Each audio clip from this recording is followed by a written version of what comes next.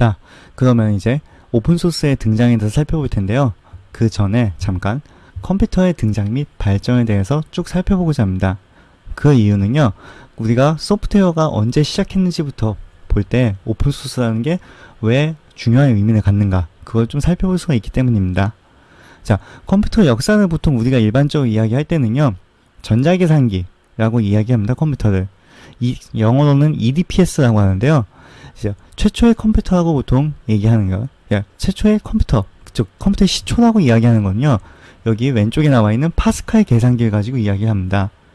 이 파스칼 계산기는 이제 프랑스의 철학자인 파스칼이 이제 발명을 했다고 해가지고 파스칼 계산기라고 보통 이야기하는데요. 이 프랑스의 철학자입니다, 사실은. 그래서 파스칼이라는 게 뭐 보통 여러분들 많이 들어보셨을 수도 있을 것 같습니다. 생각하는 갈대. 그래서 이분이 프랑스의 철학자인데 아무튼 과학이나 수학 쪽에서도 많은 업적을 남긴 것으로 그렇게 알려지고 있습니다. 자, 이것을 가지고 컴퓨터라는 게 어떻게 보면은 이제 전자적으로 계산을 할 수 있는 그런 장비에서 시작을 했다고 해가지고 컴퓨터의 시조라고 보통 이제 이야기를 하기도 하는데요. 자, 아무튼 이 파스칼 계산기에서 처음에 시작을 했었는데요. 그 다음에 본격적으로 컴퓨터가 어떤 계산을 수행하는 전용 기계라는 그런 컨셉으로 이제 많이 바뀌게 된 것이 이 오른쪽에 있는 찰스 바베지라고 하는 분 덕분입니다. 자, 이분은 이제 보통 이야기할 때 컴퓨터 역사에서 이야기할 때 차분기관과 해석기관을 이제 설계를 했다라고 이야기합니다. 자, 오른쪽에 나와 있는 기관이 뭐 다소 좀 왼쪽에 파스칼 계산기보다는 다소 큰데요. 자, 이 기계를 통해서 자, 찰스 바베지가 생각할 때는 차분이라는 게 어떤 뺄셈할 수 있는 디퍼런셜을 이야기하거든요. 즉 이제 뭐 차이를 계산할 수 있는 그런 기관과 어떤 수치가 있을 때 그런 수치를 해석할 수 있는 해석이 가능한 해석기관, 요 두 가지를 이 당시에 찰스 바베지가 실제 제품을 만들지는 못하고 설계까지 한 것으로 그렇게 컴퓨터 역사에서 알려지고 있습니다. 자, 그런데 사실 이 차분기관과 해석기관은요, 이게 설계한 것만 가지고서 바로 컴퓨터를 이렇게 할 수는 없었고요. 실제로 그 이후에 컴퓨터 하드웨어가 발전하면서 실질적으로 이런 것들이 이제 상업화가, 즉 이제 제품으로 만들어지면서 실제 컴퓨터가 하드웨어가 이렇게 발전하고 했던 것으로 우리가 살펴볼 수가 있습니다. 자, 본 슬라이드 보시는 것 같이 그냥 컴퓨터 하드웨어 발전을 이야기할 때 보통 우리는 진공관부터 트랜지스터, IC, LSI, VLSI라는 요 5가지 단계를 꼭 보통 이야기합니다. 사실 이러한 컴퓨터의 발전은 컴퓨터 하드웨어하고 좀 밀접한 관련이 있다고 볼 수가 있습니다. 즉 어떻게 보면은 컴퓨터 공학에서 이야기하는 것보다는 전자공학 쪽에서 많이 이야기하는 그런 이제 컨셉에 해당하겠는데요.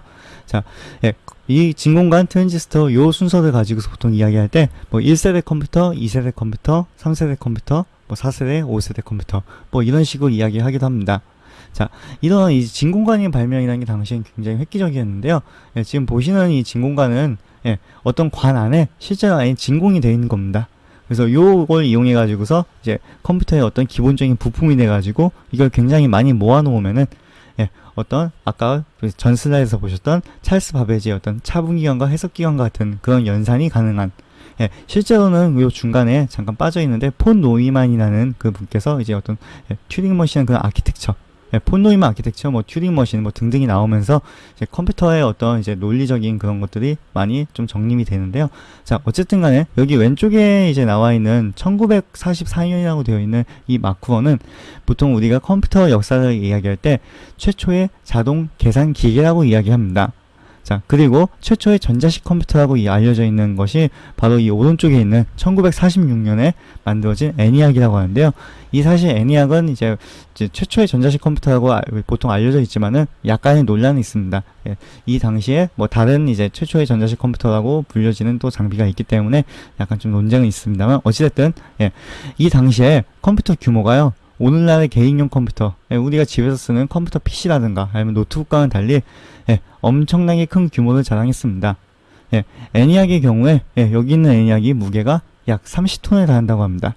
그리고 여기 있는 요 진공관의 개수가 몇 개냐면은 약 18,000여 개를 사용했다고 합니다. 여기서 한 가지 주목할 만한 점은요, 당시에는 오늘날과 같이 뭐 컴퓨터 프로그래밍을 하고 뭐 그런 방식이 아니는 겁니다. 그럼 이제 어떤 방식으로 프로그래밍 했는지 보면요, 자, 여기 왼쪽에 있는 마크1 같은 경우에는 지금 오른쪽에 보시면은 이제 뭐 이상한 뭐 종이 하나가 있죠. 어떻게 보면 우리가 학교에서 OMR 카드로 마킹하는 것과 좀 비슷하다고 볼 수도 있는데요. 자, 이거를 이제 여기 자세히 보시면은요, 빨간색으로 이렇게 중간중간 있는 거 보시는데 구멍이 뚫려 있는 겁니다. 이걸 가지고 보통 이야기할 때 천공 카드라고 이야기를 하는데요. 이 천공 카드를 가운데 이 마크원의 가운데 보면은 지금 가운데 보면 무슨 이상한 톱니바퀴가 좀 있는 걸 볼 수가 있는데요. 이 톱니바퀴 모양으로 생긴 부분에 이제 이 천공 카드를 집어넣으면은 차례차례 이 카드를 읽어가지고 실행하게 됩니다. 즉 컴퓨터가 실행이 되는 거는요, 어떤 계산을 보통 한다고 볼 수 있는데 무슨 계산을 하느냐는 요 오른쪽에 있는 천공 카드에 구멍을 미리 뚫어놔 가지고서 이 마크원에서 어떻게 종이에 구멍을 뚫어야 되는지 그런 거를 우선 파악을 한 다음에 이에 따라서 구멍을 정확하게 딱딱 뚫고 그래서 이 구멍을 에 따라서 읽혀가지고서 마크원에 이제 실행이 되는 그런 식입니다. 자, 그런데 여기서 이제 이 당시에는요, 이 천공카드라는 거는 일종의 좀 재사용은 가능한데 복제나 그런 건 힘들겠죠. 게다가 어떤 여기서 한 거에서 어떤 다른 계산을 수행하고자 하면은 이 마크원이라는 장비를 다시 껐다가 켠 후에 새로운 또 천공카드를 넣어서 다시 실행하는 방식으로 그렇게 했습니다. 이 오른쪽에 있는 이 애니악 같은 경우는요, 이제 저도 사실 이 당시에는 있지 않았었습니다만, 어찌됐든 기계 뒷면에 선 배치를 직접 바꾼 다음에 다시 전원을 켜서 컴퓨터를 실행하는 방식이었다고 합니다. 자, 이때 또 게다가 또 어려웠던 게 이 배선 전반적인 방식이 마크원하고 비교했을 때 또 많은 차이가 있어가지고 아마도 제 생각에는 마크원에서 천공카드 구멍을 뚫었던 어떤 엔지니어 분들이 계시면은 이 애니악으로 갔을 때는 다시 또 애니악 하드웨어 내부 구조부터 처음부터 학습을 했어야 될 수도 있습니다. 자, 여기서 이제 제가 주목하고자 하는 거는 바로 이 오른쪽에 있는 이 천공카드입니다. 이 천공카드라는 거는 구멍이 뚫려 있는 거는 일종의 코드가 될 수 있겠죠.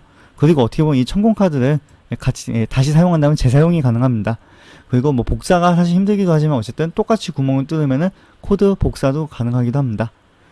이런 것들이 어떻게 보면 이제 오늘날의 소프트웨어의 어떤 시초, 소프트웨어가 이제 시작되는 그런 이제 흐름이라 볼 수 있을 테고요. 자, 그렇다면은 잠시만 또 이제 컴퓨터 역사에서 좀 더 살펴보겠습니다. 최초의 프로그래머가 누군지 잠시 혹시 아시는 분 계신가요? 최초의 프로그래머라고 하는 부분을 한번 쭉 살펴보도록 하겠습니다. 사실 우리가 보통 이야기할 때 세계 최초의 프로그래머는 누구냐, 항상 세계 최초가 누구냐 하는 논쟁을 하다 보면은 여러 가지 이제 이야기가 말이 다른 그런 경우도 있습니다. 대표적인 굳이 예를 따지자면은 세계 최초의 금속 활자는 하면은 우리는 당연히 직지심체 요절을 이야기할 텐데, 외국에 독일에 있는 사람들은 구텐베르그가 발명했다, 그렇게 얘기를 하죠. 이제 그런 이제 여러 가지 논쟁이 있고 그런 부분이 있는데요. 세계 최초의 프로그래머가 누구냐 하는 이제 어떤 이제 논쟁이 있을 때 일반적으로 이제 강력한 후보로 불리고 있는 분이 여기 있는 사진에 있는 분입니다. 이 분의 성함이 에이다 러브에이스라고 하는데요. 이분이 재밌는 거는 이제 아까 전에 봤던 찰스 베비지의 어떤 차분기관과 해석기관이라는 걸 봤었는데요. 당시에 이제 찰스 베비지와 만났던 그런 분이라고 합니다. 이분 같은 경우에는 이제 태어난 건 1815년에 태어났다고 하고요. 영국 낭만파 시인의 바이런의 딸로 태어났고 일찍이 수학에 남다른 재능을 보였다고 하는데, 이제 러브에이스 백작과 결혼 이후에 어떤 재능을 펼치질 그런 기회는 얻지 못하고 살고 있었다고 합니다. 그러다가 이제 영국의 그 찰스 바베지를 만나면서부터 운명이 바뀌면서 그의 일종의 후원자 겸 동료가 되었다고 합니다. 그래서 차분기관과 해석기관 연구를 바탕으로 어떤 바베지의 해석기관에 대한 분석이라는 책도 출판하게 되고, 이 책에서 상당히 이제 주목할 만한 게, 오늘날 프로그래밍에서 대표적으로 중요한 거가 어떻게 보면 반복문, 즉 루프에서 여러 특정 루틴을 계속 반복해서 실행하는 거, 그리고 어떤 함수와 같은 부분에서 서브 루틴, 그리고 이제 어떤 이제 고투와 비슷한 어떤 점프라는 그런 것과 만약에 어떤 조건일 때는 이걸 실행하고 그 조건이 아닐 경우는 다른 걸 실행한다는 조건문 등이 있습니다. 이런 중요한 개념이 이 책에 이제 설명이 되어 있다고 합니다. 이를 바탕으로 게다가 미래에는 어떤 프로그램을 통해서 음악 작곡하거나 심지어는 그림을 그리는 일도 가능할 거라고 그렇게 얘기를 했다고 합니다. 하지만 이분은 아쉽게도 좀 이제 일찍 죽었다고 하는데요. 어쨌든 간에 이분이 이제 보통 최초의 프로그래머로 그렇게 불린다고 합니다. 자, 어찌되었든 아까 설명한 애니악을 이유로 해가지고서 컴퓨터 장비는 점차적으로 소형화가 됐습니다. 뭐 그렇게 소형화가 된 계기는 뭐 트랜지스터, 집적회로 IC, 뭐 LSI, VLSI 그런 등등 이제 전자공학이 발전하면서 컴퓨터가 점차 소형화가 됐습니다. 그래서 뭐 이제 보통 이제 일반 가정용 퍼스널 컴퓨터의 경우에는 뭐 애플 1, 애플 2를 시작으로 해가지고 뭐 IBM PC가 나오고 등등 이렇게 시작을 하고요. 또 이제 서버 시장에서 기업에서 쓰는 어떤 큰 규모의 대형 서버, 메인프레임이라고도 하는데요. 그런 서버들도 이제 점차적으로 많이 보급되고 판매되고 그렇게 했던 게 1970에서 80년대입니다. 예, 이 당시에 대표적으로 가장 중요한 소프트웨어 중에 하나가 운영체제라고 하는 거 있습니다. 운영체제라는 건 여러분이 잘 아시다시피 하드웨어가 있고 이제 컴퓨터 우리가 일반적으로 실행하는 워드 프로세서 등의 어떤 소프트웨어, 즉 이런 걸 보통 응용 프로그램 소프트웨어라고 합니다. 뭐 워드 프로세서, 스프레드시트, 유틸리티, 뭐 게임 등등 여러 가지가 있는데요. 이 운영체제라는 건 하드웨어와 이런 응용 소프트웨어, 응용 프로그램 소프트웨어 사이를 이어주는 그 중간단에 있는 걸 가지고 보통 우리가 운영체제라고 보통 얘기를 하죠. 그래서 이 운영체제가 일반 이제 퍼스널 컴퓨터 같은 경우는 뭐 애플에서 나왔던 뭐 OS부터 해서 마이크로소프트의 대표적인 도스라는 운영체제가 있었죠. 그리고 이후에 뭐 윈도우즈 운영체제부터 해서 슬슬 뭐 계속 발전하게 됩니다. 자, 어찌됐든 간에 이 부분을 우리가 살펴보고자 하는 건 아니고요. 제가 좀 강조해서 살펴보고자 하는 거는 이 왼쪽에 있는 유닉스라고 하는 운영체제입니다. 이 유닉스라는 운영체제는요, 기업에서 쓰는 그 메인프레임이라고 하는 그 대형 서버들에서 실행되는 운영체제를 목적으로 사용하였고요. 이 유닉스도 1970년대에 나왔습니다. 그런데 MS-DOS랑 이렇게 큰 차이가 있다면요. 이 마이크로소프트 도스 같은 경우는 가정용 PC에서 쓰는 운영체제라서 예를 들어서 뭐 여기 MS-DOS가 있으면은 프로그램 하나만 실행할 수 있고, 즉 오늘날에 뭐 윈도우에서는 뭐 메모장도 띄우고 계산기도 띄우고 여러분들 뭐 게임도 하시고 등등 여러 가지 동시에 할 수가 있는데요. 당시 마이크로소프트 도스 같은 경우는 하나의 프로그램밖에 동시에 실행할 수밖에 없었습니다. 하지만 유닉스 같은 경우에는 뭐 기업 그 메인프레임에서 쓰는 대형 운영 서버에서 쓰는 운영체제를 목적으로 하였기 때문에요. 여러 명의 사용자가 동시에 접속할 수도 있고 여러 가지 프로세스를 동시에 실행할 수 있는 그런 구조로 해가지고 굉장히 안정적으로 체계적으로 짜여져 있는 프로그래밍 된 운영체제라고 볼 수 있습니다. 이 유닉스의 또 다른 뭐 일화로는 뭐 이제 유닉스가 이제 되면서 C 프로그래밍 언어도 나왔다고 보통 이야기합니다. 그래서 데니스 리치 뭐 C 해가지고서 보통 이야기를 하는데요.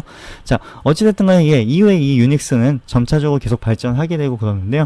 자, 이렇게 또 이제 운영체제가 발전하고 또 우리가 이제 이런 운영체제가 또 발전하다 보니까 특히 마이크로소프트나 이런 개인용, 가정용 컴퓨터, 퍼스널 컴퓨터가 발전하면서 수많은 개발자분들이 이제 이 위에서 응용 프로그램들을 뭐뭐를 프로그래밍 해야 될 것이냐, 그래서 응용 프로그램들 만들고 어떤 분들은 뭐 재밌는 게임을 만들어서 팔기도 하고 이런 컨셉이 슬슬 증가했습니다.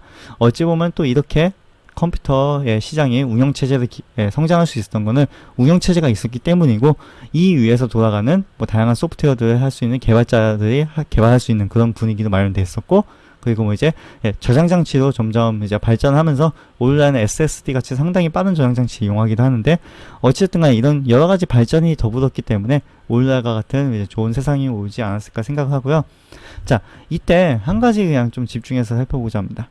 소프트웨어 소유자에 대한 컨셉이, 이 당시에는요, 뭐 지금도 마찬가지라면은 보통 소프트웨어 소유자라고 하면은 뭐 회사 또는 개인의 소속이 되고, 소프트웨어 저작권이라는 이제 카피라이트라고 하죠, 영어는. 이런 컨셉이 있겠죠. 그래서 이러한 소프트웨어 소유라는 컨셉이요, 굉장히 일찍 어떻게 보면 1970년대 유닉스가 나오고 또 뭐 MS-DOS가 나오고 요런 때부터 해가지고서 소프트웨어 소유권, 즉 소프트웨어 저작권 등이 굉장히 중요하게 좀 간주가 되었었습니다.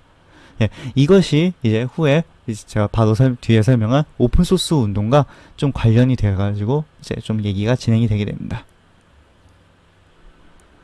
바로 전 슬라이드에서 설명할 때 유닉스라는 운영체제가 1970년대 등장하였다고 했습니다.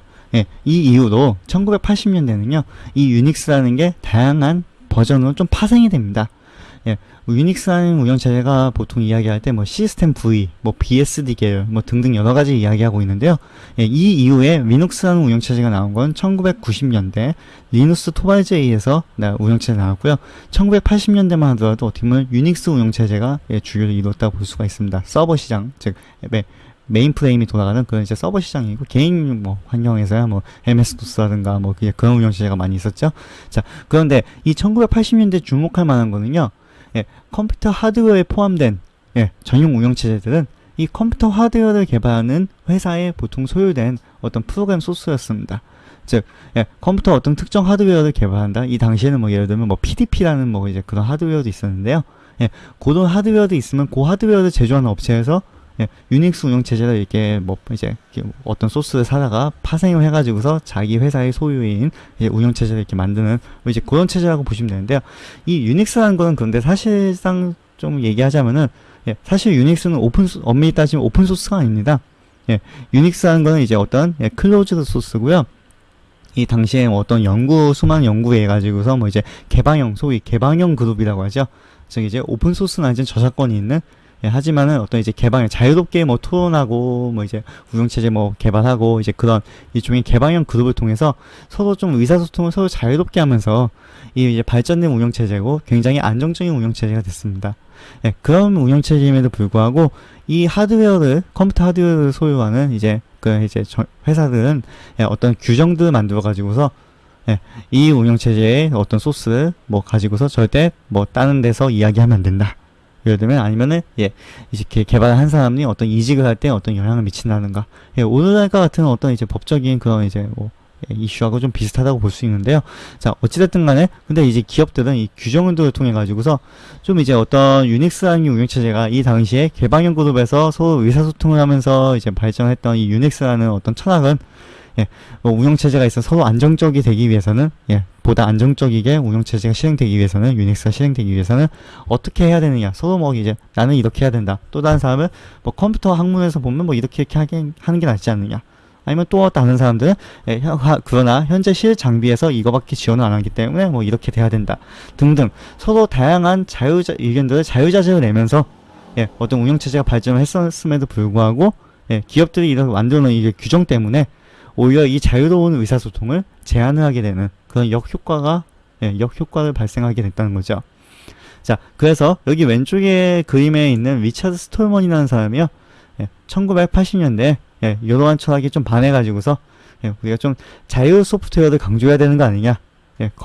그래서 이런 철학하에서 이제 GNU라는 그런 이제 컨셉이 되어 있는데 이 GNU라는 약자는 GNU 이스나 유닉스 여기 있는 GNU 이렇게 좀 약간 돌림되는 그런 약어에 해당되는데요. 그래서 즉 무슨 얘기냐? 어떤 유닉스라는 거는 이제 비판하는 이제 그런 진영에 서가지고 유닉스처럼 어떤 이제 기업에 뭔가 너무 소속이 돼가지고서 자유로운 의사소통을 저해하는 그런 식으로 하지 말고 좀 이제 서로 소스라는 거는 이제 뭐 개발자들 개발하면 다 공개하고 서로 자유롭게 좀 토론도 하고 그렇게 하면서 이제 어떤 안정적인 발전할 수 있는 그런 소프트웨어 생태계가 있어야 되는 거 아니냐라는 식으로 주장을 해가지고서요. 뭐 이제 어떤 라이선스라는 개념도 확보가 되게 되었습니다. 그래서 우리가 오픈소스 라이선스 종류 중에 여러 가지 있는데 대표적으로 뭐 GPL이라고 하는 라이선스가 있는데 이게 GNU 퍼블릭 라이선스, 즉 GNU 공개 라이선스에 해당됩니다. 그래서 이러한 이제 라이선스라는 컨셉도 좀 정립이 되었고요. 그리고 이제 보통 아까 전 슬라이드에 얘기했듯이 뭐 저작권이라는 그런 개념도 있었는데, 그게 카피라이트 운동이라고 한다면은, 단순히 이제 뭐 어떤 소유가 돼서는 안 된다라는 카피 레프트라는 그런 용어 및 이런 운동도 좀 널리 확대되고 하는 그런 일이 있었습니다. 그래서 이 오픈소스라는 거는 어떻게 보면은 아까 전에 설명한 이 GNU라는 운동부터 해가지고서 이제 오픈소스라는 개념이 점차적으로 이제 많이 확대가 되었다 그렇게 이해하시면 될 것 같습니다. 그런데 이 이후에 다양한 오픈소스 라이선스 종류가 등장하게 됩니다. 그 이유는요, 최초로 이제 자유 소프트웨어 운동이라고 하는 이야기할 수 있는 GPL 라이선스의 경우에는요, 너무 이제 소프트웨어는 공개되어야 된다는 그런 철학을 너무 강조하다 보니까 어떻게 보면은 자기가 예를 들어서 어떤 오픈소스를 가지고서 나는 이렇게 소스를 일부 수정해가지고서 판매하고 싶어. 뭐 이제 그런 이제 경우가 있을 수도 있는데요. 그 경우에 GPL 라이선스를 따른다면은 자신이 수정한 이런 소스도 무조건 공개를 해야 되는 그런 원칙을 좀 고수하고 있습니다. 그래서 어떻게 보면 이제 기업 같은 데서 오픈소스를 가지고서 개발한 다음에 일부분 뭐 몇 줄 수정해놓고 아니면 뭐 일부 수정해서 더 좋은 제품을 만들었을 경우에 그걸 다 공개를 해야 되니까 기업의 입장에서는 어떤 수익을 낸다는 데서는 좀 부담이 있는 그런 이제 좀 현상이 발생하게 됐습니다. 그래서 이 GPL의 라이선스 따르지 말고 어떤 이제 뭐 소스 다시 수정할 때 공개를 하지 않아도 된다는 그런 좀 유연한 라이센스들이 다양하게 좀 일부 조항이 수정된 라이센스 종류가 다양하게 좀 만들어지고 등장하였습니다. 뭐 대표적으로는 뭐 LGP에서 이건 라이트 GPL이라고 하는데요. GP에서 좀 완화된 거, 그리고 BSD 계열의 어떤 이제 라이센스 조항에 따라서 BSD 라이선스 뿐만 아니라 뭐 아파치 라이선스, MIT 라이선스, 뭐 이클립스 라이선스 뭐 등등 여러 가지가 있습니다. 여기 보시는 뭐 이제 가운데 텍스트 문구 같은 경우에는 뭐 아파치 라이선스라고 해가지고 뭐 2004년에서 이렇게 문구가 보통 있는데요. 이런 이제 문구들은 보통 이제 보시면은 이제 유닉스 같은 이런 운영체제 같은 경우는, 그러니까 보통 오픈소스 같은 경우는요, 대부분 라이선스를 명시하게 됩니다. 이 라이선스를 명시하지 않으면은 이게 어떤 오픈소스 라이선스인지 알 수가 없기 때문에 뭐 재배포를 할 수 있는지, 수정을 다시 했을 경우에 소스 공개하지 않아야 되는지 알 수가 없겠죠. 그래서 이 라이선스 명시하는 방법은 보통 리드미 파일에 명시를 한다거나 아니면 라이센스하는 파일을 별도로 담아가지고서 여기에 텍스트 형태로, 왼쪽에 있는 텍스트 형태로 이렇게 표현을 하기도 합니다. 자, 그래서 어찌됐든 이렇게 자율 소프트웨어라는 큰 철학을 유지하면서, 그리고 이제 기업 또는 개인이 이 소스를 활용해가지고 보다 더 나은 의사소통을 한다거나 아니면 어떤 이윤 창출을 한다거나 하기 위해선 다양한 종류의 라이선스가 필요했고요. 이에 따라서 오픈소스라는 운동이 점차 확대되었고 다양한 라이선스도 있고 하면서 오픈소스가 굉장히 좀 활발하게 사용되었다고 볼 수가 있습니다. 그리고 또한 이 오픈소스가 뭐 오늘날까지 굉장히 좀 이제 활성화되고 발전하게 된 이제 큰 계기로는요, 온라인 커뮤니티를 들 수가 있습니다. 이 온라인 커뮤니티는 뭐 여러분이 잘 아시다시피 이 인터넷이 발전하게 된 거는 1990년대 말쯤, 웹이 이제 굉장히 널리 퍼지면서 뭐 검색 엔진도 활성화가 되고 뭐 인터넷 스피드도 굉장히 오늘날같이 좀 빨라지고 하면서 인터넷이 엄청나게 성장했습니다. 그러면서 인터넷에서 서로 개발할 수 있는 이 개발자분들이 서로 만날 수 있는 이제 온라인 커뮤니티 같은 게 이제 많이 활성화가 되었고요. 이런 데서 다양한 개발자분들이 서로 만나가지고 오픈소스에 기여할 수 있는 방법을 모색하게 된 것이죠. 자, 그리고 또한 이제 그 이외에도 여러 가지 이제 오픈소스가 발전하게 된 여러 가지 계기가 있는데요. 또 다른 대표적인 계기로는 소스를 서로 공유하고 여러 명이서 동시에 협업할 수 있는 다양한 도구 및 포털 사이트가 활성화가 되었다는 것입니다. 보통 이제 버전 관리 도구라고 해가지고서요, 어떤 소스가 있으면은, 내가 오늘 소스는 어디까지 했다. 뭐 이제, 그 다음날에는 뭐 소스를 어디까지 수정했다. 그렇게 어떤 수정 이력을 기록하고 소스의 버전을 관리하는 그런 버전 관리 도구라는 게 있는데요. 대표적인 이런 버전 관리 도구는 서버 버전과 기트라고 하는 것이 있습니다. 이런 것들이 이제 많이 퍼지면서 오픈소스가 있을 때 내가 다른 사람의 소스 받은 다음에 일부 수정해서 이제 이 버전 이력들을 살펴보고 어떻게 수정되는지 살펴보고요. 그리고 자신이 기여한 부분을 또 자신의 이름으로 버전을 업해가지고서 올리는 식으로, 그런 식으로 하면서 이제 오픈소스가 많이 좀 활성화가 됐다고 볼 수 있고요. 또한 오픈소스 공유를 위한 어떤 포털 사이트도 굉장히 많이 만들어졌습니다. 여기에 제가 언급한 소스포지, 코드플렉스, 구글 코드, 기트허브 뿐만 아니라 뭐 다양한 사이트들이 있습니다. 그래서 이러한 사이트들에서 오픈소스가 서로 공유가 되면서 또 이제 발전한 이제 그런 이유도 있고요. 그리고 또한 버그 리포팅 등과 같은 의사소통을 위한 이제 툴들이 굉장히 좀 많아졌습니다. 그래서 버그 리포트라고 하는 거는 이제 내가 오픈소스 쓰다가 이 부분에 이제 좀 이상한 것 같다. 그리고 이 부분은 좀 수정해야 되는 거 아니냐. 그런 걸 이제 공용 퍼블릭 사이트에서 좀 리포트를 할 수 있게 하는 그런 이제 도구라고 볼 수가 있고요. 또 의사소통이라고 하는 여러 명의 개발자분들이 뭐 사내 프로젝트뿐만 아니라 어떤 이제 오픈소스와 관련해가지고 어떤 오류가 있을 때 그게 어떤 식으로 수정이 되고 어떻게 개발 로드맵을 잡아가지고 진행을 할 수 있는지에 대한 어떤 전반적인 프로젝트 관리 도구들이 또 오픈소스로 뭐 멘티스 트랙 등등의 다양한 오픈소스들이 또 등장하면서 오픈소스가 많이 활성화가 됐다고 볼 수 있습니다. 그리고 또한 온라인 커뮤니티 그룹이 굉장히 많이 활성화됐습니다. 제가 참고하고 있는 오픈스택 코리아 커뮤니티도 이제 지금 약 4,000명이 넘는 사람들이 활동하고 있고요. 또한 이 커뮤니티는 사실 이제 글로벌 오픈스택 이제 파운데이션의 오픈스택 커뮤니티라는 또 이제 그룹이 있어요. 글로벌 그룹이 있고요.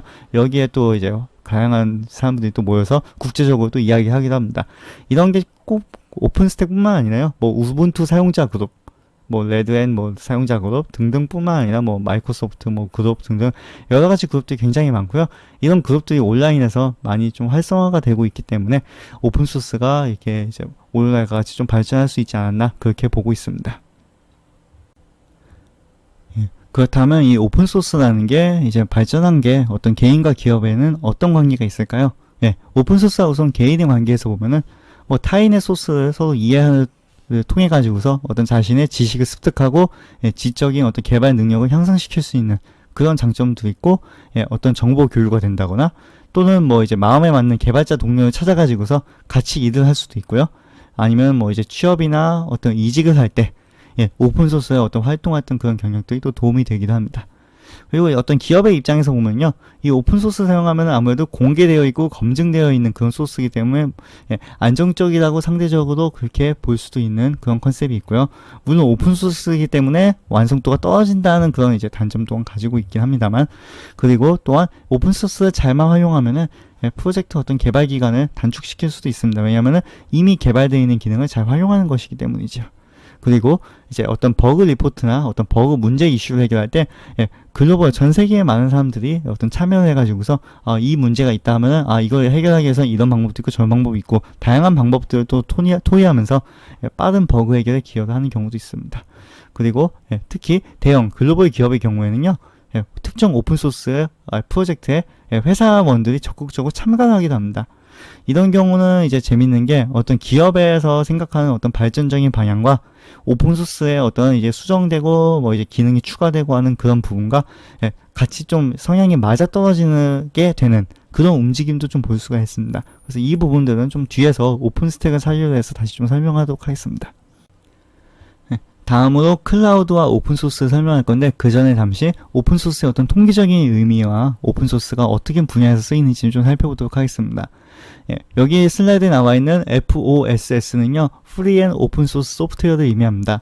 그래서 이 FOSS, 즉 오픈소스가 얼마나 성장을 하는지를 살펴보면은 GitHub라고 해가지고 어떤 다양한 오픈소스들이 올라오는 이제 어떤 저장소가 있는데요. 지금 여기 숫자에 보다시피 거의 500만 저장소 가까이 다양한 오픈소스들이 퍼져 있고요. 물론 이 저장소들은 거의 뭐 비어있는 저장소라든지 커밋이 별로 안 된 그런 오픈소스일 수도 있긴 합니다만, 어찌됐든 저장소 개수가 굉장히 많고요. 그리고 소스포지 같은 경우에는 프로젝트 수가 뭐 32만여 개, 뭐 이제 올로 같은 경우는 뭐 55만 개 등등 다양한 이제 오픈소스 프로젝트도 있고요. 오른쪽에 보시는 것과 같이 이제 뭐 다양한 오픈소스 프로젝트도 있고 또 굉장히 활발한 프로젝트도 다양하게 많이 있는데요. 모질라 파이어폭스 같은 경우는 우리가 이제 인터넷 익스플로러 대신 구글 크롬 대신에 쓸 수 있는 웹브라우저를 이야기하고, 아파치 HTTP 서버는 어떤 웹서버, 우리가 네이버닷컴이나 그런 접속할 때 그런 이제 어떤 서버에 접속하게 되는데 그 웹서버를 의미합니다. MySQL은 뭐 데이터베이스 등등 굉장히 다양한 이제 대중적인 프로젝트들이 있고, 굉장히 활성화된 프로젝트라는 거는 최근에 굉장히 많은 활동이 있는 프로젝트를 이야기합니다. 그 중에 여기 4위에 있는 오픈스택이라고 하는 것이 대표적인 클라우드 오픈소스 프로젝트에 해당한다고 볼 수 있습니다. 이런 오픈소스는 단순히 뭐 소프트웨어 개발해서 오픈소스 쓴다 뭐 이제 그런 컨셉이라기보다는 이제 다양한 분야에서 오픈소스가 활용되는 그런 이제 좀 확장돼서 활용되는 그런 경향이 있습니다. 제가 얘기를 하고자 하는 거는 이제 두 가지가 있는데요. 첫 번째 같은 경우는 이제 오픈소스라는 게 단순히 개발할 때 쓴다기보다 IT 인프라 구축을 할 때도 이 오픈소스가 사용된다는 것입니다. 이 대표적인 예가 이제 클라우드 인프라를 구축할 때 이 오픈소스를 사용한다는 것인데요. 대표적인 게 이제 오픈스택이라고 하는 게 있는데요. 이 부분에 대해서는 바로 이제 뒤에서 클라우드라는 게 이제 어떤 컨셉인지 그런 것부터 해가지고 쭉 살펴보도록 하겠습니다. 그리고 또 다른 이제 어떤 확장된다는 예시로 봤을 때는요, 소프트웨어 진입 장벽이 높았던 부분이 이런 전문 분야에도 오픈소스가 점차 도입이 되고 있고요. 이런 거가 어떻게 보면은 오픈소스라는 게 점차 많이 퍼지면서 점차 좀 안정적으로 평가되고 버그가 없는 소프트웨어로 평가가 되고 이런 것들이 좀 있어가지고서 소프트웨어가 진입이 장벽이 상대적으로 높았던 전문 분야에도 도입이 되는 경향이 있습니다. 대표적인 예가 이제 의료, 헬스케어 분야인데요. 이 분야 같은 경우는 소프트웨어라는 게 어떤 사람의 특히 뭐 이제 예를 들어서 뭐 침이 뭐 딱 들어간다거나 사람의 뭐 피를 가지고 쓴다거나 이랬을 때 이제 소프트웨어가 잘못했을 경우에는 인체에 심각한 영향을 줄 수가 있잖아요.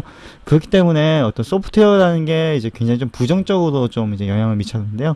오른쪽에 나와 있는 그림은 이제 미국의 FDA 규제를 좀 이제 우회해가지고 실질적으로 이런 다양한 기능들이 구현이 되고 하는 게 오픈소스 통해서 전파된 그런 예시라고 볼 수 있는데요. 이제 나이트 스카우트라는 프로젝트인데, 아무튼 이 프로젝트는 뭐냐면요, 이제 뭐 혈당 수치가 이제 스마트폰으로 뭐 바로 전송되기 위한 앱이 FDA 허가받기 이전부터 뭐 이제 이런 게 이제 구현이 돼가지고서 사람들이 뭐 이제 많이 쓰고 했는데요. 이런 거가 이제는 FDA가 이제 어디냐면 미국에 이제 우리나라의 일종의 식약처, 즉 식품의약청 식품의약안전국이라고 해당되는데요. 아무튼 이런 데서도 이제 이런 오픈소스 프로그램들이 좀 승인을 받는 이제 그런 흐름이 좀 있다는 것입니다. 뿐만 아니라 뭐 다른 예시를 든다면 이제 금융권에도 예전 같은 경우는 불과 한 5, 6년 전만 하더라도요. 리눅스한 운영체제가 이제 좀 잘 인정을 받지 못하고요. 왜냐면 오픈소스라는 결함이 있는 운영체제를 인식을 받아가지고 금융권에서는 거의 뭐 유닉스 그런 운영체제가 아직도 많이 쓰이고 있었습니다. 6년 전만 해도요. 그러나 요즘에는요. 리눅스 운영체제가 점차적으로 좀 많이 도입이 된 추세라서 이제 이렇게 오픈소스가 소프트웨어 진입 장벽이 높았던 분야에도 점차 도입이 되는 그런 추세에 있다고 보시면 될 것 같습니다.